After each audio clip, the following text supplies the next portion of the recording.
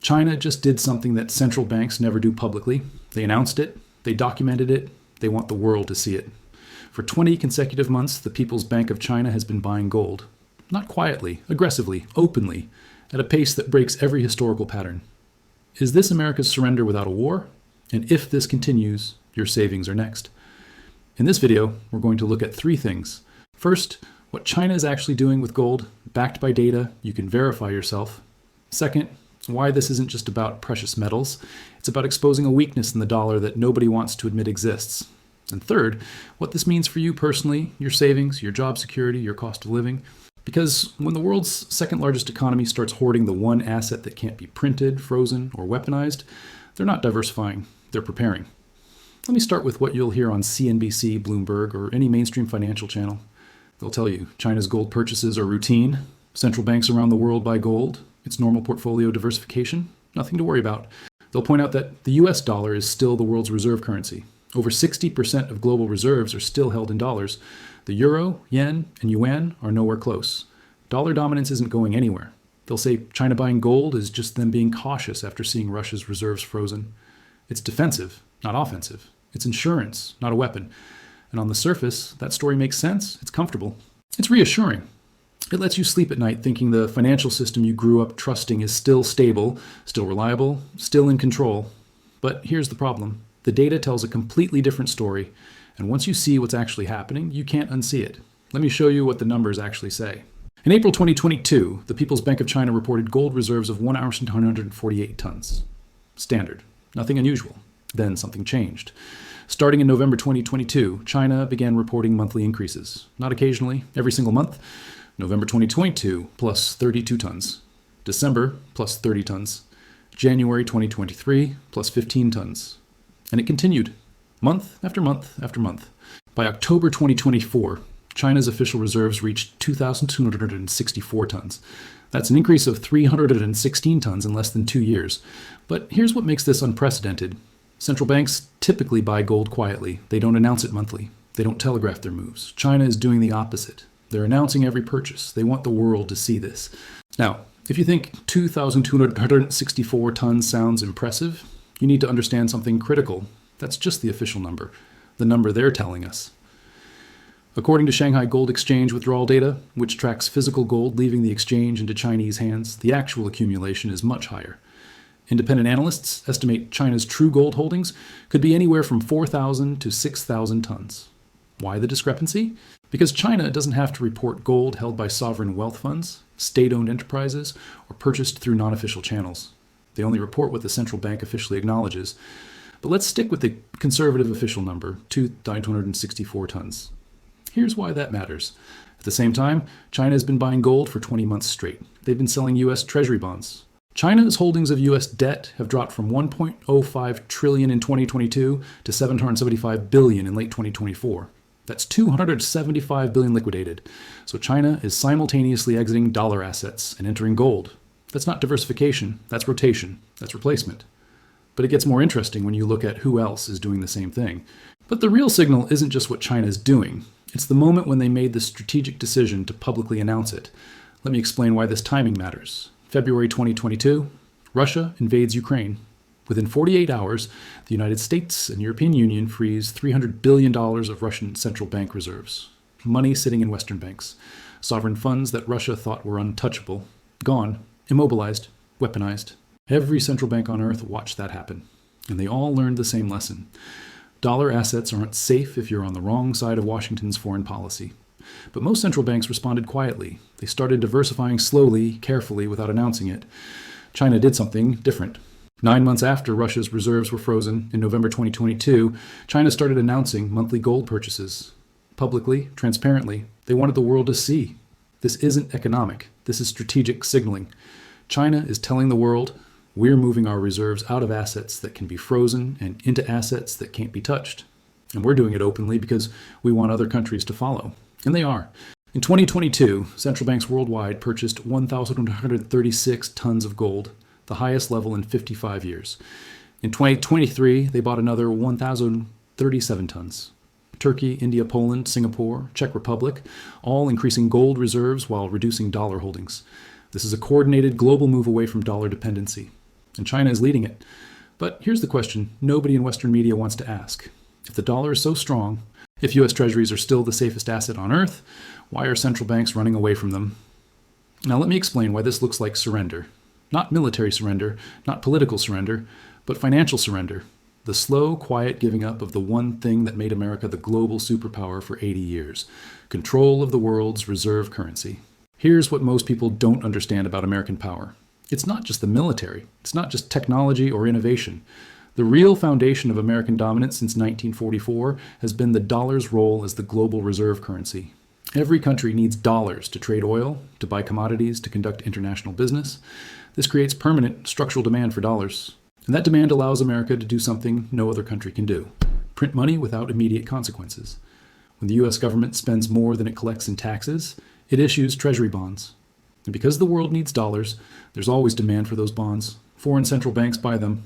Foreign companies buy them. The system recycles dollars back into U.S. debt. This is the exorbitant privilege.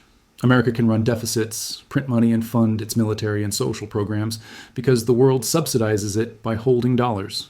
But that system only works if countries trust that dollars will hold value, if they trust that their dollar assets won't be frozen or weaponized, if they trust that the U.S. won't inflate away the value of the debt. And that trust is breaking. Gold is the canary in the coal mine. When central banks start buying gold aggressively, it means they don't trust the paper anymore. They don't trust the promises. They want something that can't be printed, can't be frozen, can't be devalued by a central bank decision. History shows us what happens when reserve currencies lose trust. The British pound was the global reserve currency for over a century. After World War II, Britain was broke. They'd borrowed heavily to fight the war. Inflation was rising.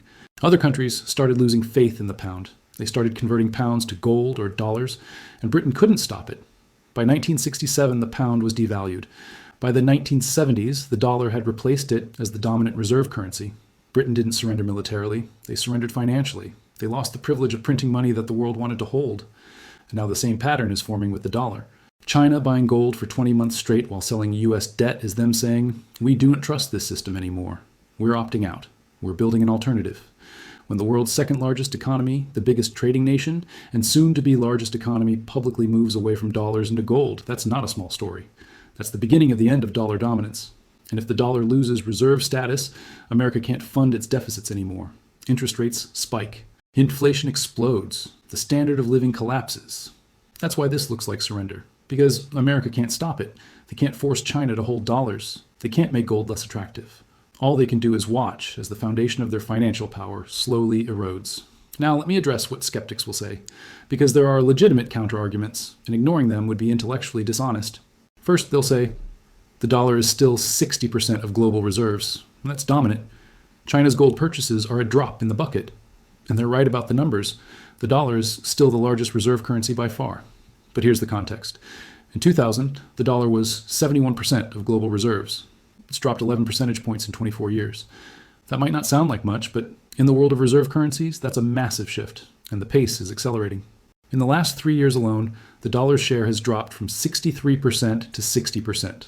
Trends matter more than snapshots. The direction is clear, and if the trajectory continues, the dollar could drop below 50% within a decade. At that point, it's no longer the dominant reserve currency. It's just one option among many. Second, skeptics will say, China has its own problems. Their real estate sector is collapsing. Their economy is slowing. They're not in a position to challenge the dollar. Again, partially true. China's economy is facing serious challenges. Youth unemployment is high. Real estate developers are defaulting. Growth is slowing. But here's what matters. China is preparing for a world where they can't rely on the dollar system. They're building redundancy. If U.S.-China relations deteriorate further, if sanctions are applied, if Taiwan escalates, China wants to be insulated. Gold is that insulation. It's not about being strong today. It's about surviving whatever comes tomorrow. A country preparing for conflict doesn't optimize for GDP growth. It optimizes for resilience. And gold is the ultimate resilience asset. Third, critics will say, gold doesn't pay interest. It's a barbarous relic. Holding gold instead of productive assets is economically inefficient. That's true from a pure return on investment perspective. But central banks don't think like hedge funds. They think about worst-case scenarios. They think about what happens if the financial system breaks. And in that scenario, gold is the only asset that has held value for 5,000 years. Every fiat currency in history has eventually failed. Gold hasn't. So yes, the dollar is still dominant today, Yes, China has problems. Yes, gold doesn't pay interest. But none of that changes the fact that the trend is clear, the direction is set, and the trust is eroding. So what happens next? Let me give you 3 possible scenarios. Not predictions, but possibilities based on historical patterns and current trends. Scenario 1, slow decline. The dollar remains the largest reserve currency, but its share continues dropping gradually. Over the next 10 to 15 years, it falls from 60% to 45%, then 40%. Other currencies and gold fill the gap. The yuan, euro, and a basket of commodities become alternatives. America remains powerful, but loses the exorbitant privilege. Deficits become harder to fund. Interest rates stay higher. The standard of living declines slowly but noticeably. This is the managed decline scenario. Painful but not catastrophic. Scenario 2, sudden shock. A geopolitical event triggers a rapid loss of confidence. Maybe it's a Taiwan conflict. Maybe it's a U.S. debt ceiling crisis that spooks foreign creditors. Maybe it's runaway inflation that makes dollars toxic. Whatever the trigger, foreign central banks panic and dump Treasury bonds en masse. Interest rates spike. The Fed is forced to print trillions to buy the bonds nobody else wants. The dollar crashes 30%, 40%, 50% against other currencies and gold. Import prices explode. Gas, food, electronics, everything becomes unaffordable overnight. This is the crisis scenario. Fast, violent, disruptive. Scenario 3, multipolar system. The world doesn't abandon the dollar entirely. Instead, it builds parallel systems. The BRICS nations, which now include over 40% of global GDP, create an alternative settlement system for trade. It's not one currency replacing the dollar. It's multiple currencies and gold being used for different purposes. Oil trades in yuan. Commodities trade in a basket of currencies. Regional trade happens in local currencies. The dollar is still used, but only for US-centric transactions. America becomes a regional power, not a global hegemon. This is the fragmentation scenario. The world doesn't collapse, but the rules change permanently. Which scenario is most likely? Probably a combination of 1 and 3.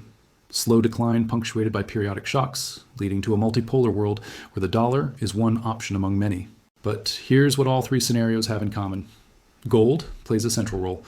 In slow decline, gold preserves wealth as currencies devalue.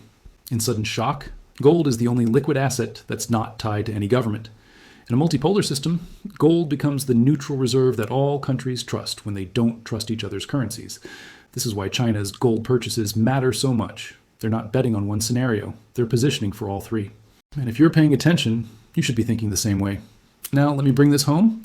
Why does China buying gold and the dollar losing trust matter to you personally? Let me make it concrete. First, inflation.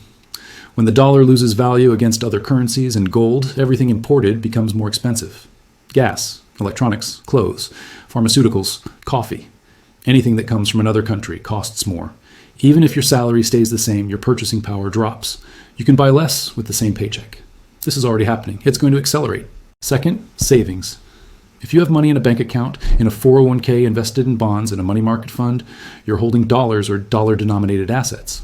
If the dollar loses 20%, 30%, 40% of its value against real assets, your savings lose that much purchasing power. It doesn't matter what the number says on your account statement. What matters is what it can buy. And if it buys less, you're poorer. Third, jobs. America's ability to run deficits and fund government programs depends on foreign countries buying U.S. debt. If that stops, the government has to cut spending or print money. Cutting spending means government jobs disappear, contracts get canceled, social programs shrink. Printing money means inflation, which eats into wages. Either path hurts workers. Fourth, cost of living. When trust in a currency erodes, prices become unstable. You can't plan, you can't budget. Maybe rent jumps 30% in a year because landlords don't trust the currency. Maybe your grocery bill doubles because food importers demand payment in gold or a stronger currency. This is what happens in countries experiencing currency crises. Chaos, uncertainty, stress. This isn't about China versus America. This is about you versus a system that's losing the trust it needs to function. And the longer you pretend everything is fine, the more exposed you become. Let me reframe this entire story, because this isn't really about China's gold move exposing the dollar. It's deeper than that. This is about trust versus reality. For 80 years, the world trusted that the dollar was as good as gold, that U.S. Treasury bonds were the safest asset on earth, that America would honor its debts and maintain the value of its currency. And for most of that time, that trust was deserved. America was the most productive economy, the most innovative, the most stable. Holding dollars made sense because America created real value. But something changed.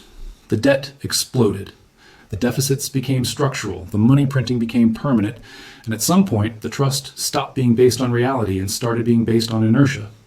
Countries held dollars because everyone else held dollars, not because dollars were backed by anything real. Gold is reality checking trust. When central banks buy gold, they're saying, we don't care what you promise. We want something real, something that can't be printed, something that will exist regardless of your policies. And history always sides with reality over trust. Every empire that debased its currency, that borrowed beyond its means, that inflated its way out of debt, eventually collapsed. Rome, Spain, France, Britain. The details change. The outcome doesn't. America isn't special. The laws of economics apply here too. And when China buys gold for 20 months straight while selling US debt, they're not attacking America. They're just acknowledging reality before the rest of the world does. The question is, will you acknowledge it too? Or will you hold on to trust until reality forces your hand? So here's what I want to know from you. After seeing this data, after understanding the trend, do you think this is America's surrender? Or is this China's strategy? Is the dollar losing its dominance? Or is this just normal diversification being overblown? Drop your thoughts in the comments. I read every single one. And if this opened your eyes to something you hadn't considered before, share it with someone who needs to understand what's actually happening behind the headlines. Because the mainstream media won't connect these dots for you. They'll keep telling you everything is fine until the day it's not. And by then, it's too late to prepare. The gold move is just the beginning. The question is whether you're ready for what comes next.